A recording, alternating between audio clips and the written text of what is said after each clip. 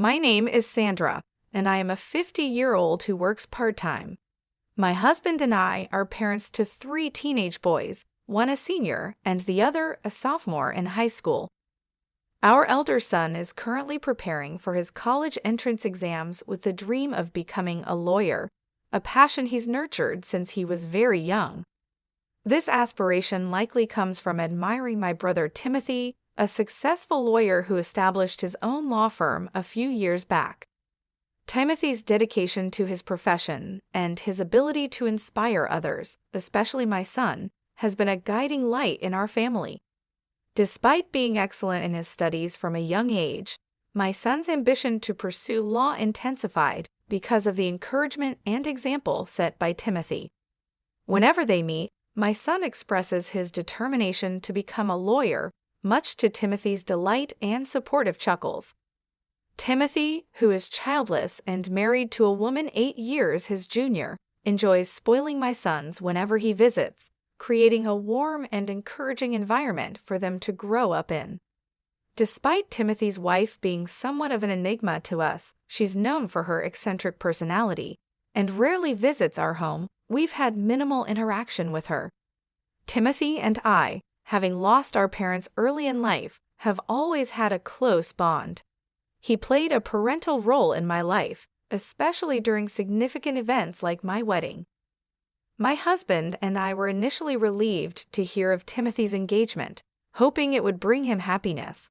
However, our first meeting with his fiancée left us puzzled due to her seemingly unhappy demeanor, contrary to our expectations of seeing a joyous bride-to-be.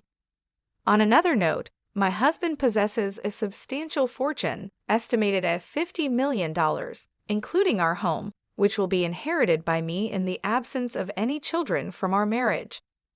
This fact seems to have caused some tension, or at least a noticeable change in how my sister-in-law interacts with us, although she has always been somewhat distant and difficult to communicate with. This complex web of family relationships, aspirations, and the dynamics of inheritance paints a picture of our lives, filled with both ambition and the peculiar challenges that come with interpersonal relationships within a family.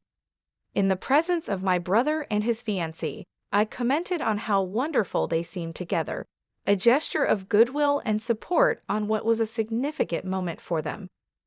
However, once back in the privacy of my home with my husband, I felt free to express the doubts that lingered in my mind.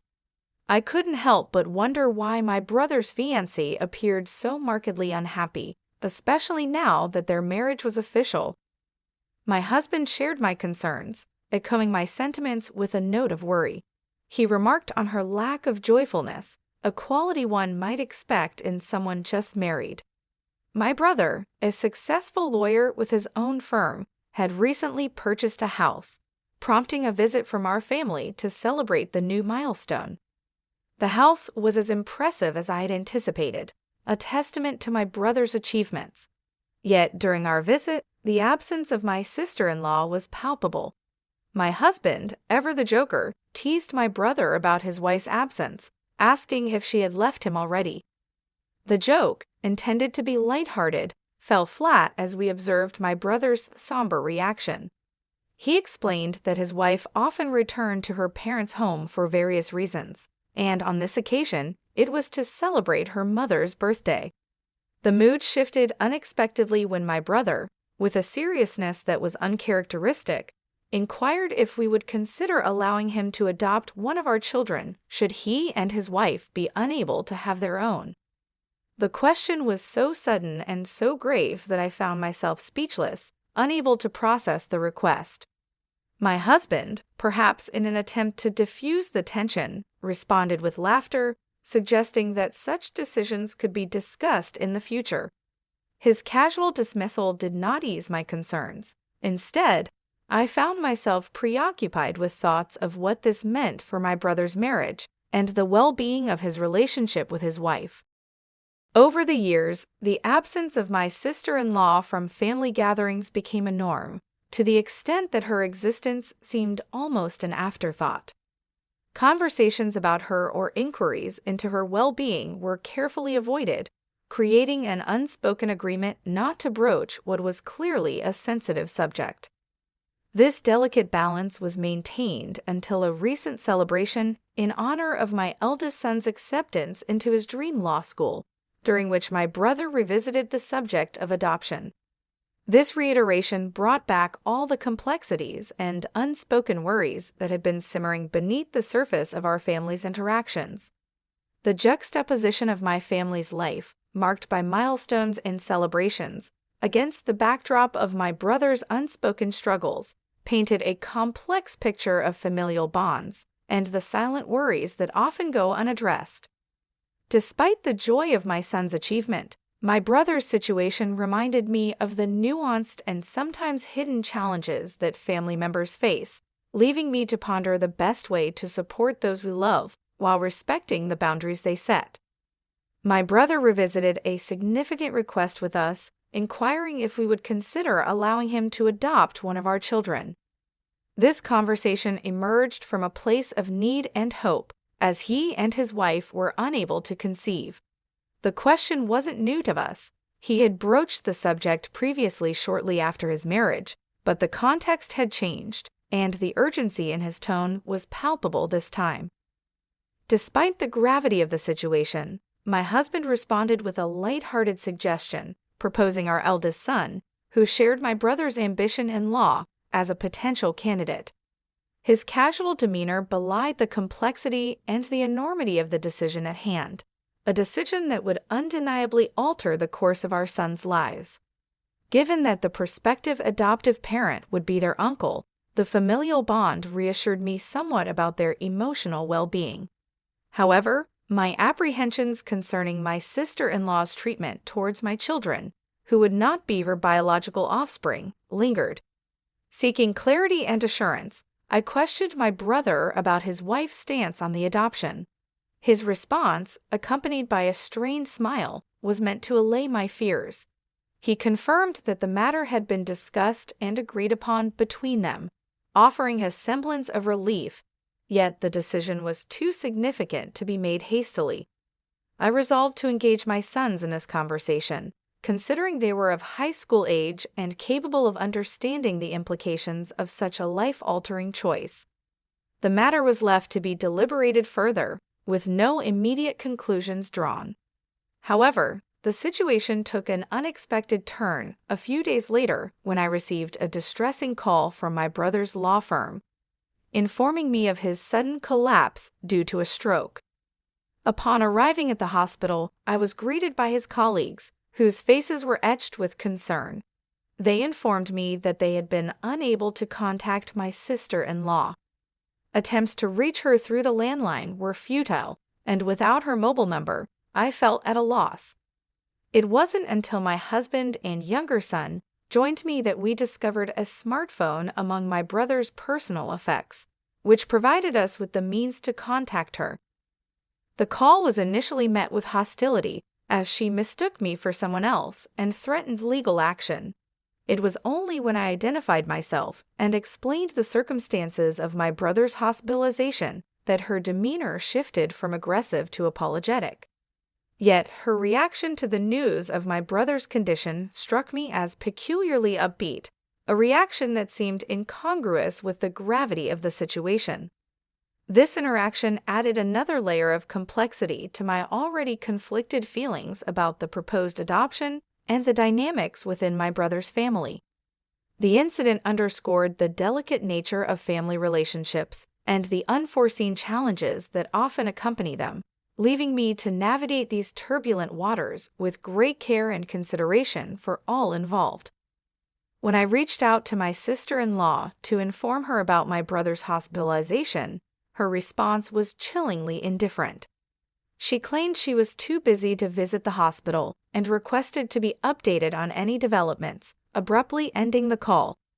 This reaction left me perplexed and slightly dismayed, questioning what could possibly be more pressing than her husband's critical health situation. It became evident that we couldn't count on her support, compelling us to take matters into our own hands regarding my brother's care. In the days following, my family and I rallied to provide the support my brother needed. My eldest son, having recently completed his university entrance exams and enjoying a period of relaxation, took it upon himself to visit my brother daily, acting as our family's representative. Despite our hopes and prayers, my brother remained in a critical, unconscious state with no signs of improvement. Throughout this entire ordeal, my sister-in-law remained conspicuously absent. She neither visited nor inquired about his condition. Approximately a week after my brother was admitted to the hospital, I initiated another call to my sister-in-law, hoping for a change in her attitude. However, her response was as shocking as it was heartless. She answered the phone with a tone of gleeful anticipation, asking, "What's the matter? Did he die?" Her blatant insensitivity and lack of empathy were staggering. When I questioned her absence at the hospital, she retorted dismissively, claiming her presence would make no difference to my brother's condition. Her indifference infuriated me to such an extent that I ended the call, feeling both enraged and helpless. This series of interactions led me to reflect on my brother's earlier proposal to adopt one of my sons. It dawned on me that perhaps his suggestion was rooted in a deep-seated concern for his legacy and a recognition of the strained dynamics within his own marriage. Their union, brokered by a marriage counseling agency, now appeared to me in a different light. I speculated whether my sister-in-law's motivations for marrying my brother were influenced more by his profession and financial stability than by love or companionship. This realization only added to my growing resentment towards her. Discussing these developments with my husband, he presented a bleak but realistic perspective. Should anything happen to my brother, his wife would stand to inherit everything, given the absence of any children. This stark reality brought new weight to my brother's interest in adoption, suggesting it might have been a contemplative step towards securing his legacy and ensuring his assets remained within the family. When I broached the subject of adoption with my sons, their reactions were unexpectedly varied. My younger son, devoid of any immediate aspirations or goals, surprisingly expressed willingness to be adopted, perceiving it as an opportunity for an easier life under the care of my brother. This stood in stark contrast to my older son, whom I had assumed would be more inclined towards the idea, especially considering his admiration for my brother. This divergence in their responses left me contemplating the complexities of family dynamics, the impact of legacy, and the unforeseen consequences of our choices on the bonds that hold us together. My oldest son didn't want to be adopted because he felt it was his duty to take care of us, his parents.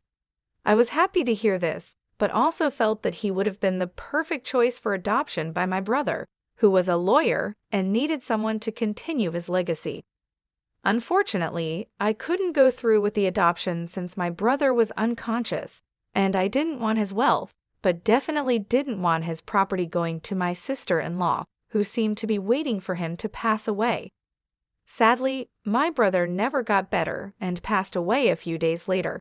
I had to call my sister-in-law to discuss the funeral arrangements. Her response was cold. She said she didn't want to be involved in any way and hung up quickly. My husband and I, with help from the law firm staff, organized the funeral. Despite the firm's uncertain future, we learned my brother had made arrangements for its continued operation. The funeral showed how respected my brother was, with many people from various fields attending and sending flowers. This made us realize once again how great he was. My younger son felt regret for not being adopted, especially seeing the influential people who came to pay their respects. He didn't realize how amazing his uncle was. I was a pallbearer at the funeral, but nobody asked why my sister-in-law wasn't there, and her absence went unmentioned. It seemed like we were the only ones who knew about their marriage. They had skipped a wedding ceremony and went straight to their honeymoon, which might be why even some relatives were unaware. After the funeral, we invited everyone to my brother's house to thank them and share a meal. Just as we were reflecting on our loss, my sister-in-law showed up in a bright pink coat, drawing attention. It was a difficult time, filled with mixed emotions, from pride in my brother's accomplishments to sadness over his passing and frustration with the unresolved issues he left behind. When my sister-in-law arrived at the end of the funeral, she announced loudly that she would inherit my brother's $50 million estate and house, as they had no children. Her declaration was met with laughter from my brother's coworkers, confusing everyone. She demanded to know why they were laughing, calling them rude. One lawyer then revealed that she and my brother were officially divorced, and that the divorce settlement had been finalized the day before he fell ill. This news shocked everyone, especially when it became clear she was expecting to inherit despite the divorce. As the discussion unfolded, it was revealed that she was supposed to pay alimony because her affair had caused the divorce.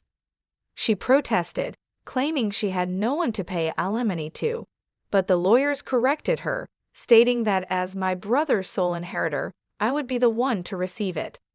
It was a moment of realization for me and her. The rules of inheritance were not in her favor. She tried to argue that she should still get half of the estate now that the divorce was settled. However, a lawyer pointed out that my brother had already compensated her during the divorce, and that the house, purchased before their marriage, was not subject to division. Despite her attempts to assert herself, mentioning a life insurance policy she thought she was still the beneficiary of, a lawyer quickly noted that my brother, being cautious, likely changed the beneficiary after the divorce.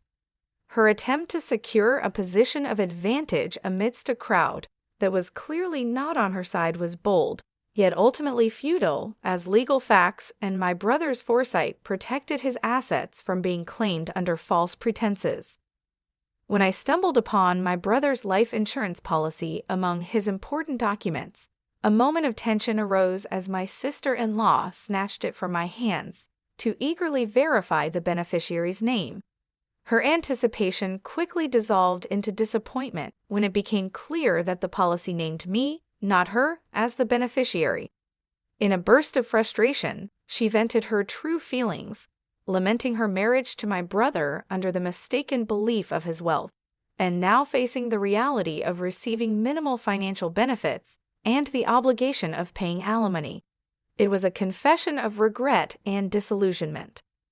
In response, one of my brother's lawyers, present during this exchange, remarked that my brother had expressed similar sentiments about his decision to follow a marriage counselor's advice, viewing it as a grave error. This was a perspective my brother had never shared with me directly, but had openly discussed with his colleagues, revealing a side of his thoughts and feelings I had not been privy to. Following the revelation of her unsuccessful attempt to secure a fortune through the marriage, my sister-in-law found herself in a precarious financial situation. Obliged to fulfill the alimony payments in installments without a steady income, she desperately sought employment. However, her lack of work experience and commitment quickly led her to abandon the job market. Reverting to her previous strategy, she registered again with a marriage counseling agency, aiming to entrap another wealthy individual. Unfortunately for her, her scheme was short-lived. The man she targeted detected her deceit and took legal action, leading to her arrest for attempting marriage fraud. This incident came to light when I inquired about the alimony payments that had never commenced. The lawyer from my brother's firm informed me of her arrest and the unlikely prospect of recovering any alimony in the foreseeable future. While the financial aspect of the alimony was of little concern to me, the principle of the matter was paramount. I harbored no interest in the money itself, but rather in seeing justice served for her exploitation of my brother's intentions and legacy. I wished for a thorough investigation into her actions, hoping that any other fraudulent activities would be uncovered and adequately addressed in court. In the wake of these events, my family and I transitioned into a new phase of our lives, moving into the spacious house my brother had left behind. This significant inheritance transformed our living situation, moving us from an apartment to a residence that offered more than just physical space. It represented a legacy and a foundation for the future. My eldest son, inspired by the legal wranglings he witnessed and motivated by a desire to uphold his uncle's legacy, dedicated himself to his law studies with renewed vigor and aspiration. He saw in his uncle's colleagues a model for the type of lawyer he aspired to become, one committed to justice and integrity. However, amidst the family's collective uplift from the inheritance, my younger son harbored feelings of disappointment, half-jokingly expressing a wish that he had been the one adopted by our uncle, thereby positioning himself as the direct inheritor of the estate. His comment, tinged with jest, nonetheless revealed an undercurrent of regret and what-if scenarios that lingered in his mind, a reflection of the complex emotions and dynamics that the legacy and its aftermath had